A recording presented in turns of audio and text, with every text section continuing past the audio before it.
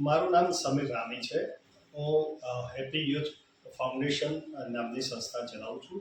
Happy youth foundation અંતર્ગત એક happy youth club કરીને અમારું એક યુનિટ કાર્યરત છે.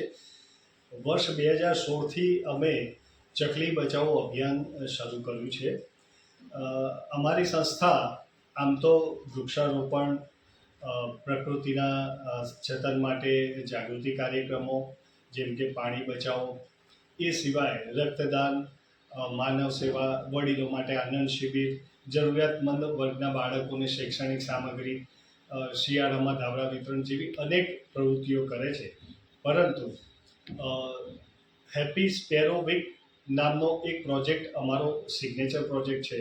હેપી સ્પેરો વીક એટલે વિશ્વ ચકલી દિવસ જ્યારે 20મી માર્ચે આવે છે ત્યારે અમે સળંગ 13 દિવસ સુધી હેપી સ્પેરો વીકનું સેલિબ્રેશન કરીએ છીએ. હેપી સ્પેરો વીકનો મુખ્ય ઉદ્દેશ એ છે કે ચકલી અને તેના જેવા નાના કદના પક્ષીઓ માટે આપણે જાગૃત બનીએ, તેમનું સંરક્ષણ અને સંવર્ધન થાય તે માટે પ્રયત્નો કરીએ, જેના કારણે એ પક્ષીઓ આપણને ખૂબ ઉપયોગી હોય છે. તે એમનું જતન થવાથી આપણને મદદરૂપ થાય અને પ્રકૃતિના સંતુલનમાં એમનો ખૂબ મહત્ત્વનો ભાગ હોય છે, મહત્ત્વની ભૂમિકા હોય છે.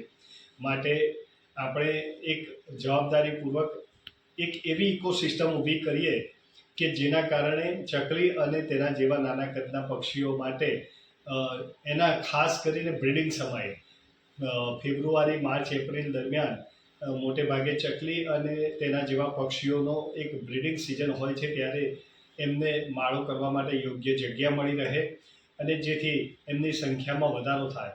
એક સમય હતો જ્યારે ચકલી આપણને લુપ્ત થઈ જશે તેવું લાગતું હતું, પરંતુ હું એક વિશ્વાસ સાથે કહી શકું કે ગાંધીનગરમાં અમે 2016થી આ હાથ ધરેલી પ્રવૃત્તિના કારણે આજે ચકલીઓની સંખ્યામાં નોંધપાત્ર વધારો થયો છે.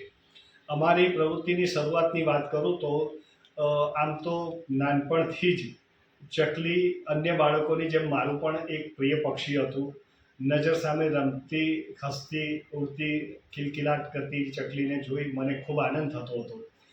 એટલે જ્યારે હું મોટો થયો ત્યારે ચકલીને માટે ઘરમાં માળો, જે નકામા વેસ્ટ બોક્સ હોય એનાથી બનાવીને લગાડતો અને ચકલી એમાં માળો બાંધે ત્યારે મને ખૂબ આ કોઠાના ચકલી બોક્સ મારા ધ્યાનમાં આવ્યા. એને મને સારા લાગ્યા કે ચકલીને માળો કરવા માટે એક યોગ્ય વિકલ્પ પૂરો પાડી શકે એમ છે. એટલે એમાં મેં અલગ અલગ પ્રકારના થોડાક સંશોધન કરી અને ચકલીને જોઈએ એ પ્રમાણે એનું જે પ્રવેશદ્વાર છે એની સાઇઝ અમે નિયત કરી અને અલગ અલગ દર વર્ષે અમે એની ડિઝાઇનમાં સુધારો વધારો કરતા ગયા. પછી અમે એની એક પરફેક્ટ સાઇઝ બનાવી શક્યા છીએ. અને 2016માં અમે 1000 ચકલીઘરથી શરૂઆત કરી હતી. એ વખતે મારી પાસે 10થી 12 મારા સ્વયંસેવક મિત્રો હતા જે મને આ કામમાં મદદ કરી રહ્યા હતા. ધીમે ધીમે કરતાં અમે દર વર્ષે ચકલીઘરની સંખ્યા વધારતા ગયા અને જેમ જેમ ચકલીઘરની લોકપ્રિયતા વધતી ગઈ તેમ તેમ મને સપોર્ટ કરવા માટે મારી સાથે અન્ય યુવાનો પણ જોડાતા ગયા.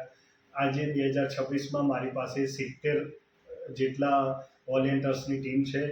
મારા ધર્મપત્ની પણ મારી આ પ્રવૃત્તિમાં ખૂબ સારો સહકાર આપી રહ્યા છે અને અમે આ વર્ષે 12,000 ચકલીઘર બનાવડાવ્યા છે. ગુજરાતના ઘણા જિલ્લાઓમાં અમારા ચકલીઘર લોકો આવીને માંગી જાય છે અને લઈ જાય છે અને ત્યાં વિતરણ કરે છે. એ રીતે ગાંધીનગર ઉપરાંત અમદાવાદ, મહેસાણા, હિંમતનગર, સાબરકાંઠા આસપાસના જિલ્લાઓમાં તો જાય જ છે, પરંતુ આ વર્ષે અમને રાજસ્થાન અને મહારાષ્ટ્રમાંથી પણ 1-2 જગ્યાએથી ચકલીઘરની ઇન્ક્વાયરી મળી છે. તો અમારો પ્રોજેક્ટ આ રીતે સફળ થતો જાય છે અને લોકો ચકલીઘર લગાડે છે. અમે એ ચકલીઘર પર માહિતી સાથે આપીએ છીએ કે આ ચકલીઘર છે એ જ પ્રમાણે તમે જૂના વેસ્ટ બોક્સમાંથી ચકલીઘર બનાવી શકો છો, આટલું પ્રવેશદ્વાર રાખીને. અને ખાસ કરીને ફેબ્રુઆરી, માર્ચ, એપ્રિલની જે સિઝન છે અથવા તો બીજી સિઝન સપ્ટેમ્બર, ઓક્ટોબરની સિઝન હોય છે કે જ્યારે આ પક્ષીઓની બ્રીડિંગ સિઝન હોય છે, એ દરમિયાન તમે આ માળો લગાડો તો એમાં એ માળો કરવાની શક્યતા વધી જાય છે અને ધીમે ધીમે અમને લોકો લઈ ગયેલા ચકલીઘરમાં એમની ચકલી આવે છે, બાળો કરે છે, બચ્ચા આવે છે, એના ફોટો વિડીયો પણ મોકલે છે, જે નિહાળીને અમને ખૂબ આનંદ થાય છે કે અમારો પ્રયાસ સફળ થઈ રહ્યો છે. અને ઘણા લોકો અમને પ્રતિભાવ આપે છે કે ચકલીઓની સંખ્યા તમારા કારણે વધી છે, જે અમારા માટે એક સૌથી મોટો રિવોર્ડ છે. અને મુખ્ય કારણ એ છે કે ચકલી દિવસે આમ જો તો 20મી માર્ચ એ વિશ્વ ચકલી દિવસ સાથે સાથે ઇન્ટરનેશનલ ડે ફોર હેપીનેસ પણ છે. એટલે ચકલી આપણા ઘરમાં પ્રસન્નતાના પ્રતીક તરીકે આવતી હોય છે અને યોગાનો એ દિવસ પ્રસન્નતાનો દિવસ છે વિશ્વ માટે. તો ચકલી થકી પ્રસન્નતા ઘરમાં પ્રસરાવવાનું એક પુણ્ય કાર્ય અમારા હાથે થઈ રહ્યું છે, તેનો અમને ખૂબ જ આનંદ અને ગર્વ છે.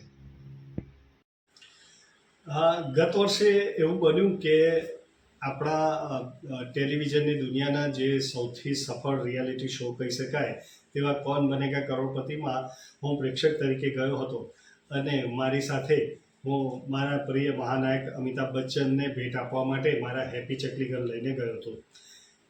જ્યારે શો પત્યા પછી બચ્ચન સાહેબ અમારી પાસે આવ્યા ત્યારે મેં ચકલીઘર એમને ભેટ આપ્યા ત્યારે એકદમ જોઈને આશ્ચર્યમાં પડી ગયા અને મને એના વિશે પૂછવા લાગ્યા કે આ શું છે.